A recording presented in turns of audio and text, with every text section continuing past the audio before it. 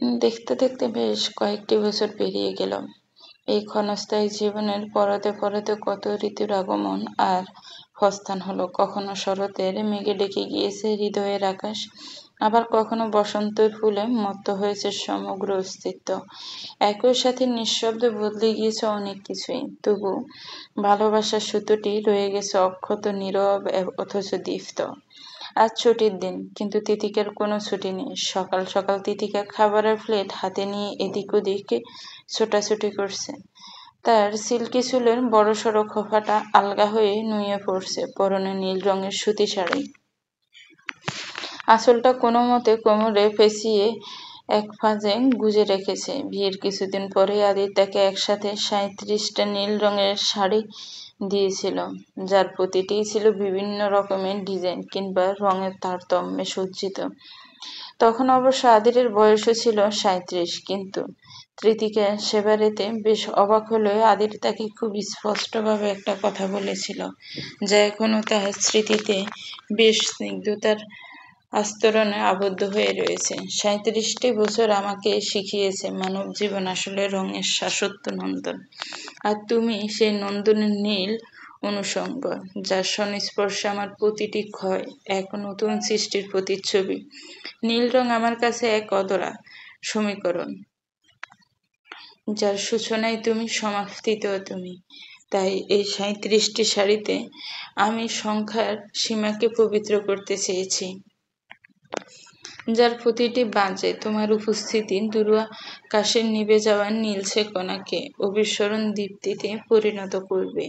এসব স্মৃতি আর দীর্ঘ সময় পেরিয়ে গিয়েছে, কিন্তু তেতকার খারুশ এখনো সেই খারুশই রয়ে গিয়েছে। তিতিকাও বদলায়নি একটু, শুধু বয়সের সাথে সাথে কাঁধে দায়িত্বের পরিমাণটাও খানিক বেড়েছে। বর্তমানে তার চোখে মুখে হতাশ ও কিছু বিরক্তির ছাপ। কত কাজ পড়ে আছে,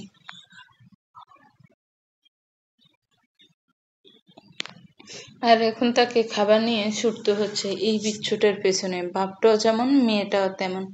তিতিকের ভাবনার মধ্যে বিষয়টা এমনি। অবশ্য বাপের আন্দাজ আশকারাতে তো এতটুকু মেয়েই এখন এই দশা করছে।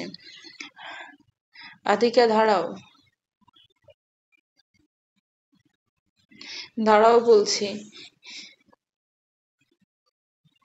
সেই ১ ঘন্টা ধরে তোমার পেছন পেছন ছুটছি আমি। এবার কিন্তু আমি সবকিছু ছেড়ে ছুড়ে চলে যাব। পুরো চৌধুরী বাড়িতে এভাবেই চিল্লাতে চিল্লাতে ছুটতে হচ্ছে তৃতিকাকে।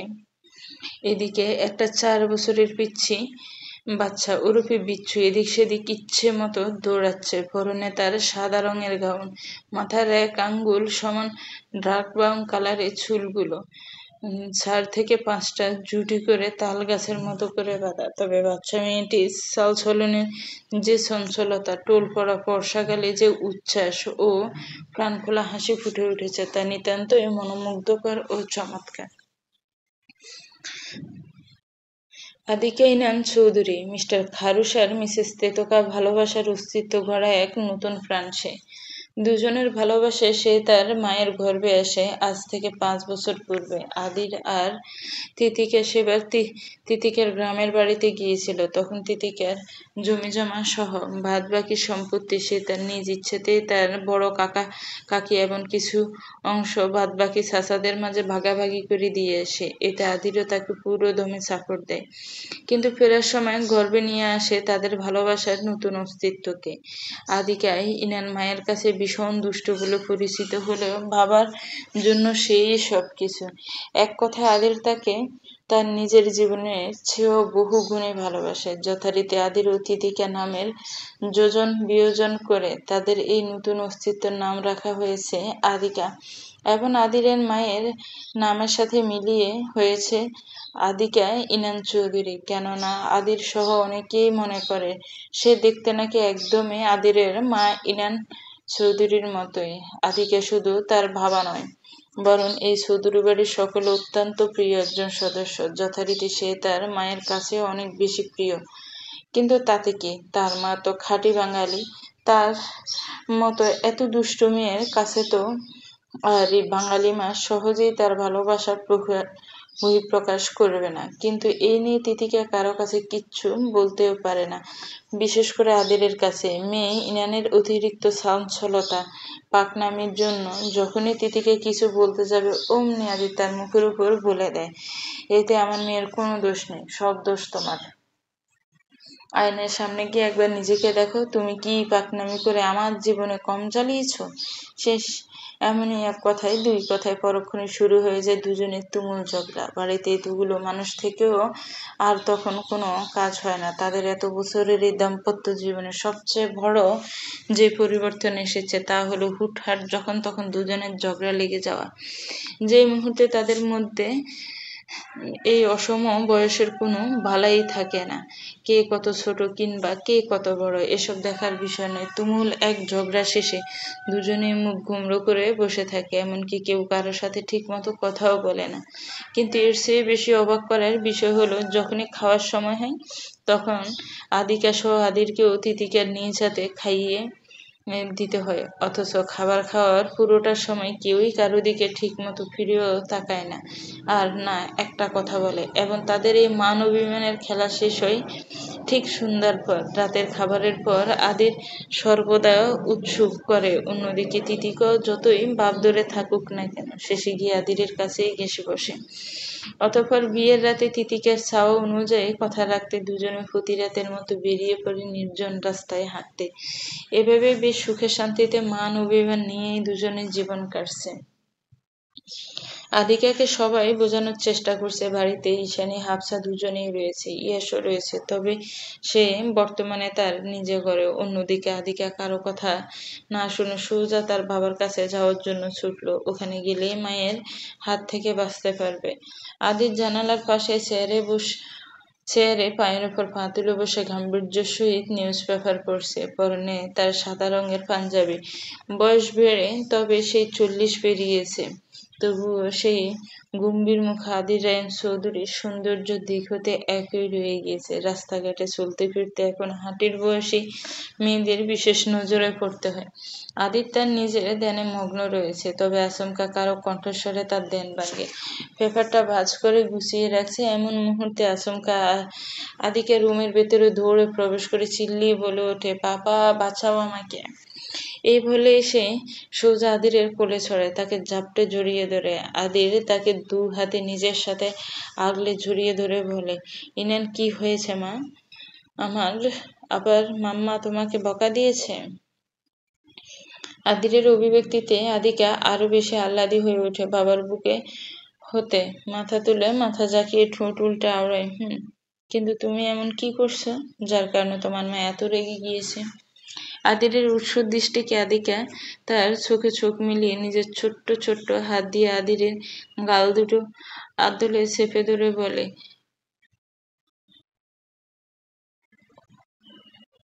বিশ্বাস করো পাপা, আমি কিচ্ছু করিনি।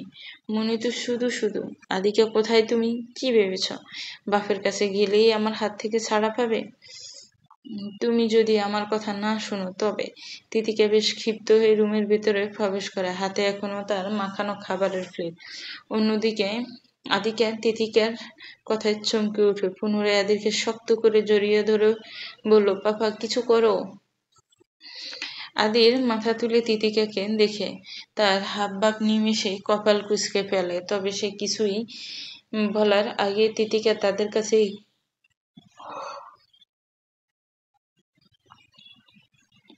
এগিয়ে এসে জোর গলায় বলে, এদিকে আসো বলছি, আজ পুরোটা না খেলে দেখো আমি তোমার কি করি। না মনি, আমি খাবো না ওগুলো, আমার বমি। কিসের বমি? কিসের বমি? বলেছি না আজকে সোজা মা বলে ডাকবি। আহ বাচ্চা তো, এই নিয়ে তো রাগ করছো কেন? তিতিকা আদিকা হতে নজর সরিয়ে আদিরের দিকে তাকিয়ে জোর গলায় বলে ওঠে, তো কি করব? কতবার নিষেধ করেছি আমাকে এসব উল্টো পাল্টা নামে না ডাকতে। আমার আমার কি ডজন ডজন বাচ্চা আছে? আল্লাহর রহমতে একটা জুটেছে, তাও জীবনে মা বলতে চায় না। সে কি বলে মমি। তো সমস্যা কি? এতে খারাপ কি আছে? আদিরের নির্লিপ্ততায় তিতিরা দাঁতে দাঁত পিষে বলে, মাকে মমি কেন বলবে? মা বলতে সমস্যা কোথায়? আমাকে দেখে আমাকে দেখে কোন দিক থেকে ফেরাউনের মরা নাতনি মনে হয়? আদি আর কিছু না বলে ভারী শ্বাস ফেল। অন্যদিকে তিতিকা আবারও বলতে লাগলো, আপনার মেয়েকে এবার কিছু শেখান। এত আশকারা দিয়ে দিয়ে ওকে এখনই পুরো বিগড়ে দিয়েছেন। এইটুকু মেয়ে আমার একটুও কথা শোনে না। আদির তার ইরনানের দিকে এক পলক সে মুচকি হেসে তার কপালের উপর ছড়িয়ে থাকা চুলগুলো ঠিক করে দিতে লাগলো। একই সাথে তিতিকার উদ্দেশ্যে শান্ত গম্ভীর স্বরে বলল, আমি কতবার বলেছি এইসব বিষয়ে আমার মেয়েকে দোষারোপ করার আগে নিজে একবার আয়নার সামনে দাঁড়িয়ে নিজেকে পরখ করে দেখবে। তুমিও আমাকে কম জ্বালাওনি। আমার 10টা কথার মাঝে 9টাই তুমি ঠিক মতো শুনতে চাও না। তোমার নিজের ঘ্যাটতারামি আর পাকনামি তো এদিনেও কমেনি। নিমিষেই তিতিকে সম্পূর্ণ স্তব্ধ হয়ে যায়। তাতে দাঁত চেপে আদিরের দিকে স্তব্ধ নয়নে চেয়ে থাকে। পরক্ষণেই নিজেকে কিছুটা সামলে নিয়ে বলে, তাই বলে মেয়ের সামনে আপনাকে এসব বলতে হবে? সত্যি বলতে সমস্যা কি? আমি আপনাকে অনেক জ্বালাই, তাই না? আমাকে নিশ্চয়ই আপনার অনেক বিরক্ত লাগে। আচমকা তিতিকার ভাঙা গলায় আদির নিজেও থমকায়, তবুও নিজের ভাব গাম্ভীর্য ঠিক রেখে বলে, ছুটির দিন, এখন এসব কথা তোলার কোনো মানে নেই। না না, আপনি বলুন প্লিজ। সত্যি আমি অনেক বিরক্তকর, তাই না? তিতিকার ভেজা কণ্ঠস্বর আর চোখের কোণে চিকচিক করতে থাকা অশ্রুজল আদির বাড়ির শ্বাস ফেলে বলল, কাঁদছো কেন? আমি মোটেও কাঁদছি না। উত্তর দিন, নয়তো সবকিছু ছেড়ে চলে যাব আমি। সবসময়ই তো বলো চলে যাব। এতই যখন ইচ্ছে তবে চলে যাও। তবে যাওয়ার আগে আমার কাপড়গুলো ধুয়ে দিয়ে যেও। আদিরের এহেন নির্লিপ্ততায় তিতিকে পুনরায় স্তব্ধ হয়ে দাঁতে দাঁত চেপে নিজের কান্না থামায়। রাগে শরীর জ্বলছে তার। হাত থেকে প্লেটটা ছুঁড়ে ফেলে জোর গলায় ছাপা স্বরে বলে, নিজেও মরবো, আপনাকেও মারবো। আমাকে কি আপনি নিজের কাজের লোক ভাবেন? দেখো, যেটা ভালো বোঝো। তিতিকে জোরে জোরে শ্বাস ফেলে আঁচলটা কোমর বাস থেকে খুলে এক প্রকার তেড়ে এসে পুনরায় রুম হতে চলে যেতে যেতে বলতে লাগলো, এই তিতিকা বলেই আপনার মতো ইন্টারন্যাশনাল খারুশ গিরগিটি বজ্জাত আইটেমটাকে এতদিন সহ্য করেছি। 5টা বছর গুনে গুনে আপনার সংসার করেছি। অন্য কেউ হলে দেখে নিতেন 2 দিনও টিকত না। অবশ্য দেখার কি আছে, আপনি বুড়ো হওয়ার পরও বিয়ে কেন করেননি? এটার আসল কারণ কি আমি জানি না। ভেবেছেন আপনি খুব ভালো করেই জানতেন আপনার মতো খারুশকে তিতোকা ছাড়া আর কেউ সামলাতে পারবে না। আর যখনই আমার মতো ভোলাভালাটার দেখা পেলেন অমনি কবজা করে নিলেন আমায়। যতই আমাকে তেতো ভেবে তেতোকা করেন না কেন, সব বুঝি আমি। কিন্তু আর না, আপনি যে আজ সরাসরি বললেন চলে যেতে, বিশ্বাস করেন আমি মরে আগেও আর কখনো আসবো না। কাল সকালেই চলে যাব আমি। তিতিকে একরাশ আক্ষেপ ও ক্ষিপ্ততা নিয়ে এক প্রকার চোখের জল ফেলে রুম থেকে বেরিয়ে গেল। অন্যদিকে আদি তার যাওয়ার পানে চেয়ে থেকে দীর্ঘশ্বাস ফেলল। আদিকেও তার দিকে মন খারাপ করে ঠোঁট উল্টা আওড়ায়, মমি তো তোমার উপর রাগ করেছে পাপা। আদির নিজের মেয়ের দিকে কিছুক্ষণ তাকিয়ে থেকে মৃদু হাসে, যেন এসবে তার কিছুই আসে যায় না। সকলেই দুপুরের খাবারের জন্য ডাইনিং এ একত্র হয়ে বসেছে, তবে আদির এখনো আসেনি। টেবিলের মধ্যিখানে থাকা আদিরের জন্য সুনির্দিষ্ট প্রধান চেয়ারে পাশেই বসে আছে ছোট্ট আদিকে ইনান। এদিকে আদির ভাব গাম্ভীর্য বেশ রুক্ষ, গম্ভীর মুখ হয়ে চুপচাপ নিজের কাজ করে যাচ্ছে। আদিরের আসার আগে এসে সবাইকে খাবার বেড়ে দেওয়া শুরু করেছে। যা দেখে ঈশানী বা হাফসা কিছু বলার আগে আদিকে তার মায়ের উদ্দেশ্য বলল, মমি, পাপা কি আসবে না? তিতিকা কোনো জবাব দেয় না। সবাই তার নিশ্চুপ গম্ভীরতায় স্পষ্টভাবেই বুঝে যায় আজও দুজনের মাঝে ঝামেলা হয়েছে। সকালবেলায় কিছু একটা চেঁচামেচিও শুনেছে, তবে এতে তারাও কোনো দুশ্চিন্তা না করে উল্টো মিটমিট করে হাসলো। তারা এতদিনে এসবের সাথে ভালোই অভ্যস্ত হয়ে গিয়েছে। এরই মধ্যে তিতিকে ব্যতীত সকলের নজর পড়ে আদিরের দিকে। সে ডাইনিং এর সামনে দিয়ে সোজা দোতলার দিকে যাচ্ছে। খাবার খেতে না আসায় হাফসা তার উদ্দেশ্যে বলল, আদির, ওদিকে কোথায় যাচ্ছ? খাবার খাবে না? আদির পাশে ফিরে তাকায়। সকলের উৎসুক দৃষ্টির মাঝে গম্ভীর মুখে তিতিকাকে নিজের কাজে ব্যস্ত দেখায়। সে ভারী শ্বাস ফেলে অতঃপর চোয়াল শক্ত করে আওড়ায়, খাবো না আমি, খিদে নেই। এই বলে সে দোতলায় চলে যায়। অন্যদিকে বাবা খাবে না দেখে আদিকেও আর চুপচাপ বসে থাকতে পারে না। তার রাগী মায়ের দিকে মিনমিন করে তাকিয়ে বলল, মম্মি, আমিও খাবো না। নিমেষেই তিতিকা তার দিকে চোখ গরম করে তাকিয়ে বলে, এখান থেকে সব খাবার শেষ না করে যদি এক পাও। তিতিকার কথা আর শেষ হয় না। আদিকে চেয়ার থেকে লাফ দিয়ে সোজা দৌড়ে দোতলার দিকে এগিয়ে যায় এবং জোরে জোরে বলতে থাকে, পাপা না খেলে আমিও খাবো না।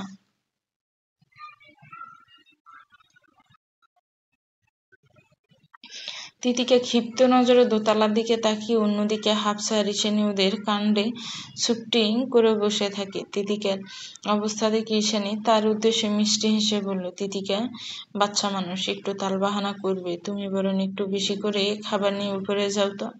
তিতিকা সকলের দিকে স্বাভাবিক নজরে তাকায়। এখানে এসে একমাত্র সম্পূর্ণ স্বাভাবিকভাবে নির্বিকার ভঙ্গিতে খেয়ে যাচ্ছে। আশেপাশে কি হচ্ছে তাতে তার কোনো ধ্যান নেই। খাওয়া শেষ হতেই সোজা তার নিজের রুমে চলে যাবে। তবে বাকিদের দেখে তিতিকা ভারী শ্বাস ফেলে। কিছু একটা ভেবে নিয়ে বেশ খানিকটা খাবার প্লেটে সাজিয়ে সোজা দোতলায় চলে যায়। রুমে গিয়ে দেখে বাপ আর মেয়ে বিছানায় একই ভঙ্গিতে বসে রয়েছে। একজনের হাতে ফোন, আরেকজনের হাতে আইপ্যাড। তিতিকা একটা কথাও না বলে তাদের সামনে গিয়ে দাঁড়ায়। আশ্চর্যজনকভাবে আদিকা আর এখন নিজের মাকে দেখে ভয়ও পায় না। অন্যদিকে তিতিকা চুপচাপ সে একই গাম্ভীর্যের সাথে খাবার মাখিয়ে প্রথমে আদিকের মুখের সামনে ধরে। আদিকে চুপচাপ নিজের আইপ্যাডটা সরিয়ে রেখে খাবারটা মুখে নেয়। অতঃপর তিতিকা আরো একটা বড়সড় লোকমা ফাঁকিয়ে আদিরের দিকে না তাকিয়ে তার মুখের সামনে দৌড়ল। আদিরও নিজের ফোন স্ক্রল করতে করতে খাবারটা মুখে নেয়। এভাবে তিতিকা একবার আদিরকে খাওয়ায় তো একবার আদিকাকে। কিন্তু পুরো সময়টাই কেউ কারো দিকে ঠিকমতো ফিরেও তাকায় না। সেখানে কথা বলাটা থেকে যায়। তবে আদিকা বিষয়টাতে খুব মজা পায়। সে আর চোখে একবার বাবাকে তো একবার মায়ের ভাবগাম্ভীর্য পর্যবেক্ষণ করে আর মিটমিট করে হাসতে থাকে। ইয়াশ তার নিজের রুমে বইপত্র নিয়ে পড়াশোনা করতে প্রচণ্ড ব্যস্ত। এক সময়ের অত্যাধিক দুষ্ট, অতিরিক্ত কথা বলা সেই বাচ্চা। ইয়াশ আর আজকের ইয়াশের মাঝে আকাশ পাতাল তফাৎ। 5 বছর আগেও সে বেশ গুলুমুলু আকৃতি ছিল। সব রকমের খাবারের সাথে সাথে বিভিন্ন রকমের মিষ্টি ছিল তার খুব প্রিয়। অথচ সবই যেন সময়ের সাথে সাথে পরিবর্তন হয়ে গিয়েছে। বাসাল ছেলেটা হয়েছে এখন কঠিন রকমের গম্ভীর। প্রয়োজন ছাড়া কারোর সাথে একটার চেয়ে দুটো কথা বলে না। পড়াশোনায় বাহানা দিতে থাকা ইয়াসের পুরো সময় কাটে এখন বইয়ের বিভিন্ন ভাবনার মাঝে। শরীর স্বাস্থ্য বেশ সুঠাম হয়েছে। মাথা ভর্তি জাকড়া চুলের বাহারা দেখতো এখন নিতান্তই সুদর্শন। ইয়াস প্রতিদিনের মতো এই বিকেল বেলাতেও পড়াশোনা করছে, কিন্তু তার পড়াশোনায় বাগড়া দিয়ে আচমকা রুমের ভেতর ইনান প্রবেশ করে। আদিকাকে আদিরের মতো ইয়াসও ইনান বলেই ডাকে। তার মতে এই নামে ওকে বেশি ভালো লাগে। ইনান ইয়াসের কাছে এসে একদম তার গা ঘেঁষে চুপটি করে দাঁড়ায়, যদিও সে চুপচাপ থাকার মতো মেয়ে না। ইয়াস তার দিকে সে স্বাভাবিক ভঙ্গিতে এক পলক দেখে নিয়ে পুনরায় বইয়ে নজর দেয়। ইনানিতে কিছুটা বিরক্ত হয়, পরক্ষণে স্বাভাবিক হয়ে বলল, ভাইয়া, পড়াশোনা করছো? ইনানের কথাবার্তায় এখনো টুকটাক সমস্যা হয়। সকল শব্দ স্পষ্ট, কিন্তু সঠিকভাবে উচ্চারণ হয় না। তবে তা মাঝে মধ্যে এমনিতে সে ভালোই কথা বলে। ইনানের কথা ইয়ে শুধু মাথা নেড়ে বলে, তুমি আমার সাথে খেলবে? না, আমার পড়া বাকি। ইয়াসের নির্লিপ্ত অভিব্যক্তিতে ইনান বিরক্ত হলো। এত কিসের পড়া? কই, তাকে তো এসব পড়তে হয় না। তার পাপা বলেছে আগামী বছর স্কুল ভর্তি করে দেবে, কিন্তু সাথে ও বলেছে ওখানে পড়াশোনা অনেক সোজা, তাই যেন সে কোনো চিন্তা না করে। তাহলে ইয়াস কেন সারাদিন পড়াশোনা নিয়ে পড়ে থাকে? যথারীতি ইনান বেশ রাগান্বিত স্বরে বলে, থাকো তুমি, আমি পাপার কাছে চলে গেলাম। এই বলে সে রুম থেকে বেরিয়ে যায়, কিন্তু তার পাশ দিয়ে ততক্ষণে তিতিকে রুমের ভেতর প্রবেশ করে। মেয়েকে এখান থেকে বের হতে দেখে তার কপাল খানিকটা কুঁচকে যায়। সে রুমে এসে দেখে ইয়েশ পড়াশোনা করছে। সে তার কাছে এগিয়ে গিয়ে বলল, ওকে তোমায় বিরক্ত করতে এসেছিল? আচমকা তিতিকাকে এখানে দেখে ইয়েশ কিছুটা খুশিই হয়, তবে তা তার গাম্ভীর্যের মাঝে প্রকাশ পায় না। সে তিতিকের উদ্দেশ্যে স্বাভাবিক স্বরে বলে, না, তিতিকা আর কথা বাড়ায় না। ইয়াসের জাকরা চুলে হাত বুলিয়ে দিয়ে মিষ্টি হেসে বলল, লক্ষ্মী বাবাটা কত সুন্দর পড়াশোনা করছে। ইয়াস কিছু বলে না, সে শুষ্ক হাসে। অন্যদিকে তিতিকে কিছুটা সময় ইয়াসকে পরখ করে ভেবে নিয়ে বলল, তুমি হঠাৎ এত গম্ভীর কেন হয়ে গেলে? তা আমি আজও বুঝতে পারলাম না। আগে কত সুন্দর হাসতে, মজার মজার কথা বলতে, এত তাড়াতাড়ি বড় হওয়ার কি কোনো দরকার ছিল? তিতিকার হাসি মুখে মুখটার দিকে তাকিয়ে শুষ্ক হেসে বলে, বড় হয়ে গিয়েছি আমি, তাই না? তা তো হয়েছই, সাথে বেশ বিজ্ঞ। ইয়েস মৃদু হাসে, তার হাসির পেছনে যেন লুকিয়ে আছে সে তিতিকাকে কিছুটা বলতে চায়, কিন্তু বলতে পারছে না। অন্যদিকে তিতিকা তার সময় নষ্ট করতে চায় না। কিছুটা আবেগী হয়ে তার উদ্দেশ্যে বলল, আমি চলে যাচ্ছি, তুমি নিজের খেয়াল রেখো, ঠিক আছে? ইয়েস কপাল কুঁচকে বলে, কোথায় যাবে তুমি? জানি না, কিন্তু তোমার ওই মামু বলেছে যেন আমি চলে যাই, তাই আর আমি থাকবো না এখানে। তিতিকের ক্ষিপ্ত স্বরে ইয়েস নিঃশব্দে হেসে ফেলে এবং তার হাসিতে তিতিকে কপাল কুঁচকে বলল, হাসছো কেন? আমি জানি তুমি কখনোই যাবে না। তুমিও এমনটাই ভাবো? তা নয় তো। আচ্ছা, তুমি কি সত্যিই চলে যাবে? বিশ্বাস না হলে দেখে নিও। ইয়েস কিছু একটা ভেবে নিয়ে বলল, তাহলে আমাকেও নিয়ে যাও। তুমি কেন যেতে চাও? তিতিকে উৎসুক দৃষ্টিতে ইয়েসের নির্বিকারে আওড়ায়, আমার এখানে আর ভালো লাগে না। I just want to leave from here. রাতে খাওয়া দাওয়া সন্ধ্যার মাঝেই শেষ। বাড়ির ছেলে বাড়িতে এসে থাকছে বেশ কয়েক বছর হলো।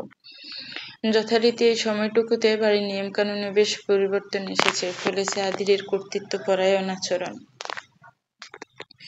তার মাঝে আদির এই ইচ্ছে অনুযায়ী রাতের খাবার সন্ধ্যাতেই এখন সকলে খেয়ে নেয়। অতঃপর আদির আর তিতিকে কিছুক্ষণ পর রাস্তায় বেরিয়ে পড়ে। গতকালও গিয়েছিল দুজনে, মাঝে মধ্যে তাদের সাথে আদিকেও কিংবা ইয়াসও যায়। কিন্তু আজ কি হবে তাই ভাবছে আদির। রাতে খাবার সে সকলের সাথেই খেয়েছে। তিতিকেও চুপচাপ টেবিলের এক কোণায় বসে খাবার সেরেছে। আবার আগে আগে রুমে চলে এসেছে, কিন্তু আদি রুমে প্রবেশ করতে বুঝলো আবহাওয়া তেমন ভালো না। তিতিকা তাকে দেখেও না দেখার ভান করে বিছানার উপর লাগেজ রেখে তাতে কিছু নিজের জামা কাপড় পরতে ব্যস্ত সে। তার এসব কাজকর্মে আদির বিষম খায়, মনে মনে আওড়ায়, এত দেখি পুরো সিরিয়াস হয়ে আছে। আদির দাঁতে দাঁত চেপে বেশ দ্বিধাদ্বন্দ্ব নিয়ে তিতিকার কাছে এগিয়ে যায়। আলগোছে তার কানের কাছে ফিসফিসিয়ে বলে, তৃতি শুনছ? তিতিকা কোনো জবাব দেয় না। আদির তার কাছে আসতে সে লাগেজ হতে সরে সোজা আলমারির দিকে এগিয়ে যায়। সেখান থেকে জামা কাপড় বের করতে থাকে। আদির পুনরায় তার কাছে গিয়ে গা ঘেঁষে দাঁড়ায়। তিতিকা ক্ষণিকের জন্য থমকালে অগ্নিশিরে নাক নিয়ে ফুঁসতে থাকে, বেশি রেগে আছো? তিতিকা কোনো জবাব দেয় না। আদির আলগোছে তার পিঠের একাংশ উন্মুক্ত জায়গাটুকুতে আলতো হাতে ছুঁয়ে দিতে না দিতেই তিতিকা চোখ রাঙিয়ে তার দিকে ফিরে তাকায়। কি চান আপনি? আমায় মেরে ফেলতে চান? ছি ছি, তুমি মরে গেলে আমি কি করে বাঁচব? তিতিকা আবারও নিশ্চুপ থেকে মুখ ফিরিয়ে নিজের কাজে মনোযোগী হয়। অন্যদিকে আদির তার উদ্দেশ্য আবারও নির্বিকারে বলল, ব্যাগ গোছাচ্ছ? কোথায় যাবে? জাহান্নামে যাব। তার কথায় নিঃশব্দে হেসে ফেলে পরক্ষণেই আদির নিজেকে সামলে নেয়। আমাকেও নিয়ে যাও। আপনি কেন ওখানে যাবেন? আপনার জায়গা তো জান্নাতে। ওখানে গিয়ে হুরদের সাথে নাচানাচি করবেন, আমি তো ভালো না। আর যাই হোক, ওখানে অন্তত আমার মতো বিরক্তকর অসহ্যকর কেউ থাকবে না। হ্যাঁ, তা ঠিক। আদিলের এহেন নির্লিপ্ততা অভিব্যক্তিতে তিতিকা বিস্ময়ের নজরে তার দিকে ফিরে তাকায়। চোখ বেয়ে তার অজান্তে জল গড়িয়ে পড়ে। আদিরও যেন এই কথা বলে পুরো থতমত খেয়ে গিয়েছে। এই তিথি শোনো, আমি ইচ্ছে করে কে শোনে কার কথা? তিতিকে ফুঁপিয়ে কেঁদে ওঠে। তার কান্নায় আদির আরো বেশি হতভম্ব হয়ে যায়। কি করবে বুঝতে না পেরে সোজা তিতিকাকে দুহাতে জড়িয়ে ধরে। তিতিকা ক্ষিপ্ত হয়ে ছাড়া পাওয়ার জন্য জোরাজুরি করতে লাগলে আদির আরো শক্তভাবে তাকে আঁকড়ে ধরে, গলার বাজে মুখ ডুবিয়ে দিয়ে বলে, বউ বউ সরি, প্লিজ মাফ করে দাও।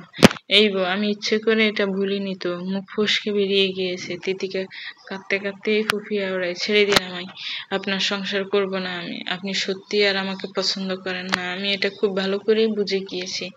কে বলেছে আমি তোমাকে পছন্দ করি না? তুমি ছাড়া আমার আর কে আছে বলো?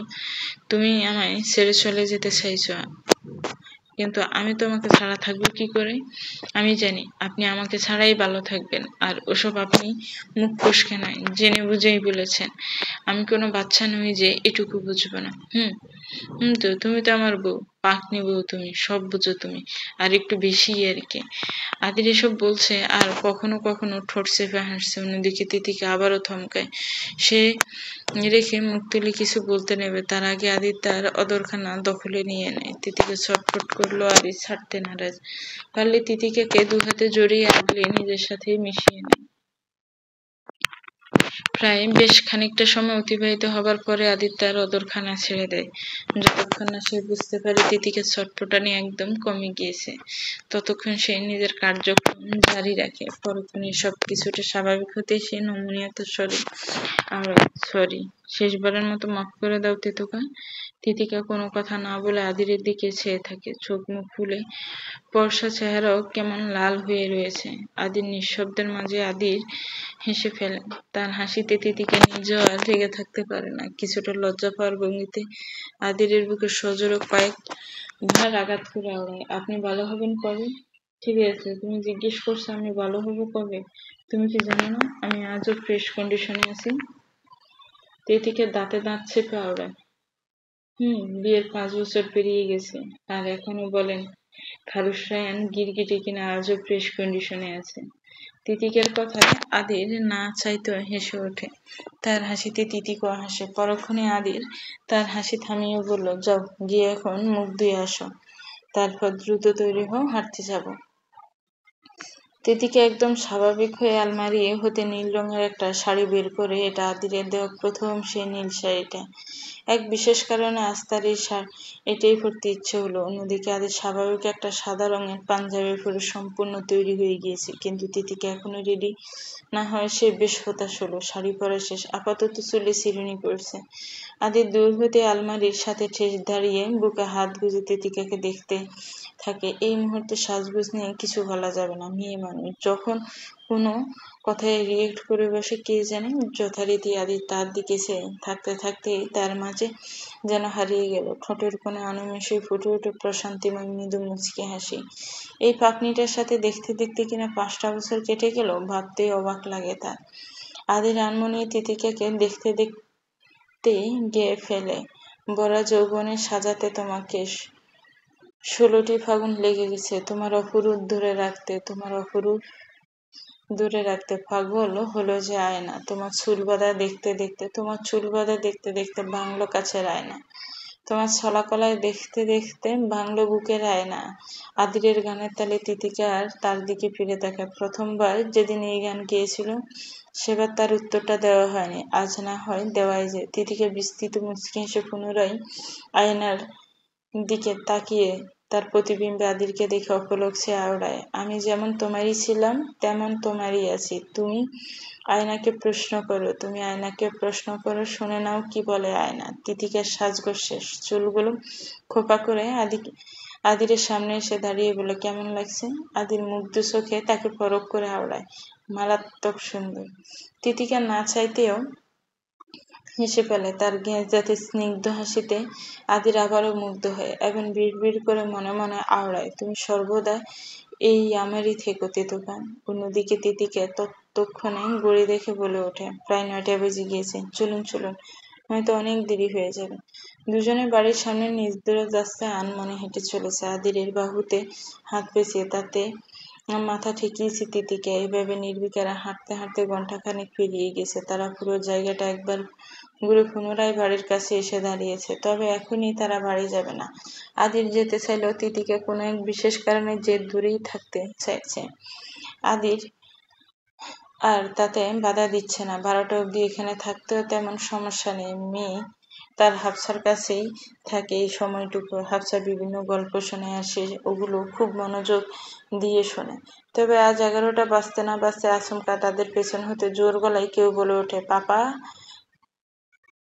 মামি, আমাদের জন্য দাঁড়াও। আদির আর তিতিকে বেশ স্বাভাবিক হয়ে পিছনে ফিরে তাকিয়ে দেখে আদিকে দৌড়ে ছুটে তাদের দিকে এগিয়ে আসছে, আর তার পেছন পেছন নির্বিকারে হেঁটে আসছে ইয়াস।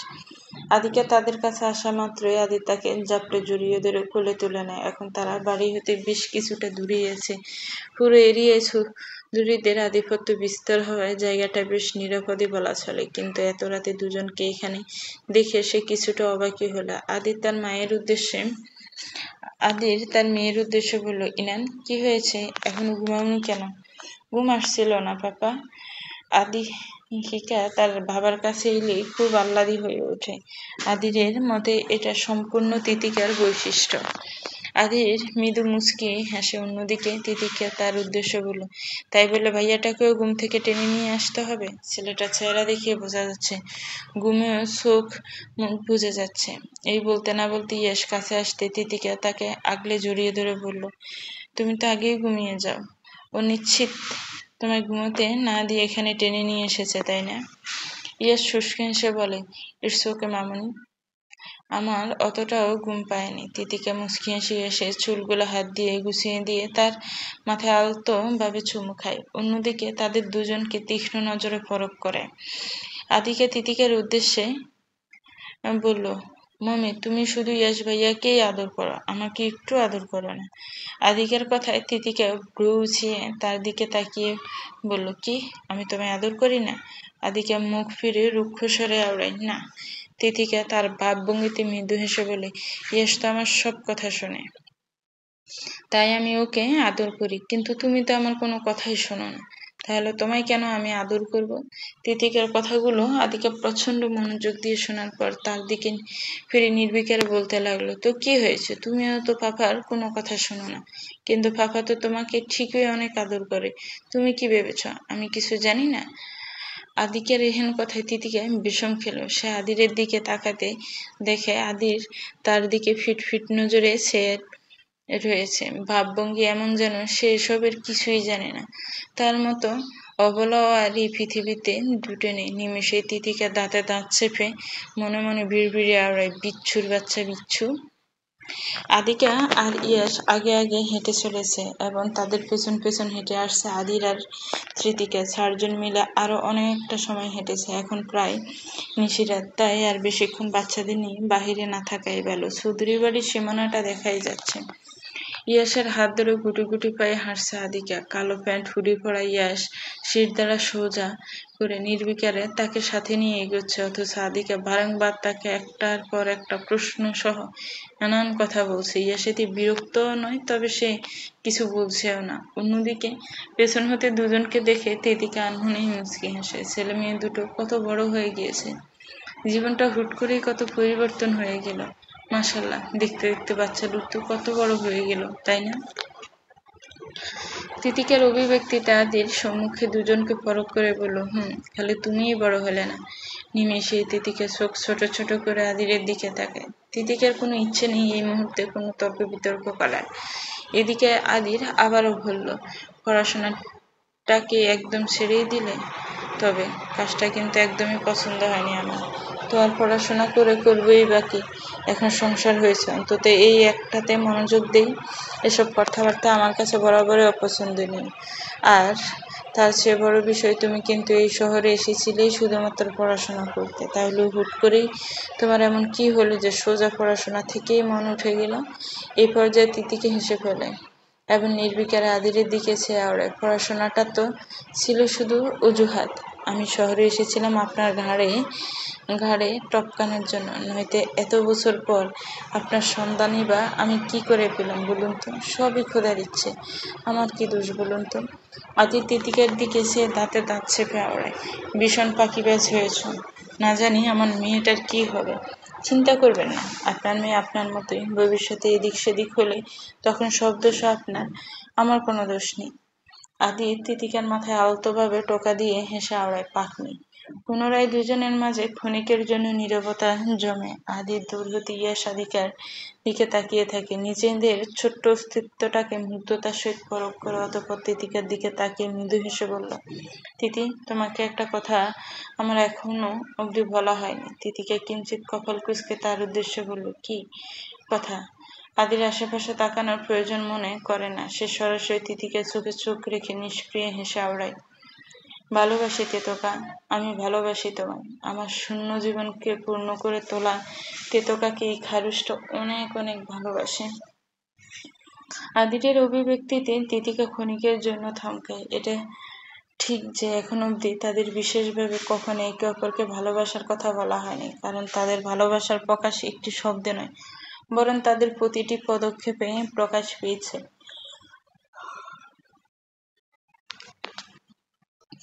তিতিকার চোখের কোনায় কিঞ্চিত অশ্রু জল ছিকছিক করে ওঠে। নিজের জীবনটাকে তার সর্বদিক হতে পরিপূর্ণ লাগছে। আচমকাই সে আদিরকে জাপটে শক্তভাবে জড়িয়ে ধরে, তার বুকে মুখ গুজে কিছুটা ভেজা স্বরে আওড়ায়, আমি আপনাকে ভালোবাসি মিস্টার খারুশ।